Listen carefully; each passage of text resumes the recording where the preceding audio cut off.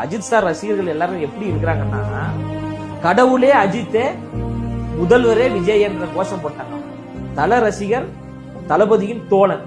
மாநாட்டுக்கு பேனர் வச்சாங்க. பல்லாயிரக்கணக்கான அஜித் சார் ரசிகர்கள் மாநாட்டுக்கு வந்தாங்க. விஜய் கட்சி பல்லாயிரக்கணக்கான அஜித் சார் ரசிகர்கள் எங்களோடு இணைந்து பயணித்துக் கொண்டிருக்கிறாங்க.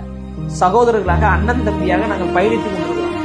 பயணித்துக் கொண்டிருக்கின்ற இதை உணர்ந்து கொண்ட திமுக கட்சியை சார்ந்தவர்கள் 2 பேருக்குள்ள ஒரு பிரச்சனையை உருவாக்குவோம், ஒரு சண்டையை மூட்டி விடணும் என்பதற்காக இந்த திவ்யா சத்யராஜ் போன்ற பல 200 ரூபாய் ஊப்பிகளை களமிறக்குறாங்க.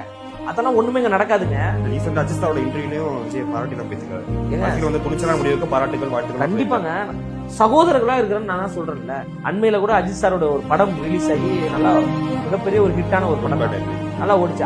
அந்த படத்தை பார்த்துட்டு வெளியில வந்த அஜித் சார் ரசிகர்கள் என்ன சொன்னாங்க, நாங்க ஒருபொழுதும் தளபதி அண்ணன் விஜய் அவர்களை நாங்க விட்டு கொடுக்க மாட்டோம், அவருக்கு தான் நாங்க ஓட்டு போடுவோம், ஒரு மாற்றம் வர வேண்டும் என்று பேசினாங்களா இல்லையா?